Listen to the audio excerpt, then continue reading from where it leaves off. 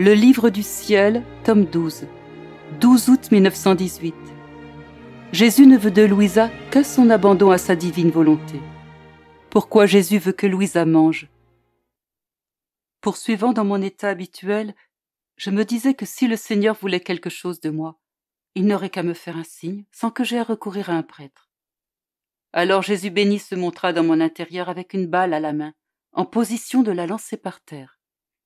Il me dit: « Ma fille, tu désires que je te libère de l'embarras où ma volonté t'a placée. Je t'ai mise dans cette situation en considération du monde entier afin que je ne le laisse pas tomber et que je ne le détruise pas complètement. Si je te libérais de cette situation, ce que tu pourrais faire de bien serait bien peu. » Je lui répondis: « Mon Jésus, je ne te comprends pas. Tu me laisses sans souffrance et il m'apparaît que tu m'as départi de l'état de victime. Après, tu me dis que tu m'utilises pour éviter que le monde soit détruit. » Il reprit: « Il est faux que tu ne souffres pas.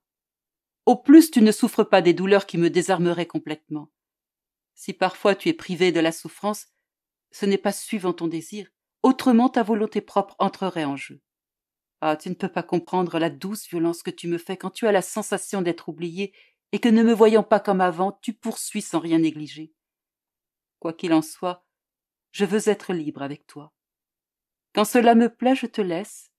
Quand cela me plaît, je t'attache.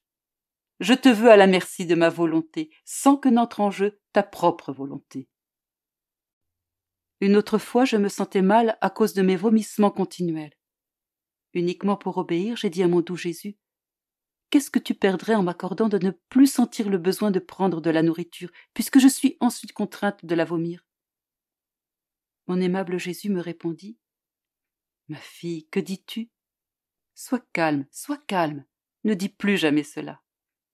Tu dois savoir que si tu n'avais jamais besoin de rien, je ferais mourir des gens de faim. Cependant, en te laissant le besoin d'être servi, moi, par amour pour toi et à cause de toi, je donne ce qui est nécessaire aux créatures. Par conséquent, si je t'écoutais, je négligerais les autres. En prenant de la nourriture et en la vomissant ensuite, tu fais du bien aux autres, et de plus tes souffrances me glorifient. Quand tu vomis ta nourriture, tu souffres.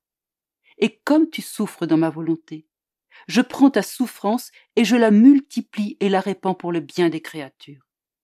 Je suis heureux de cela, et je me dis en moi-même: c'est le pain de ma fille que je donne à mes enfants.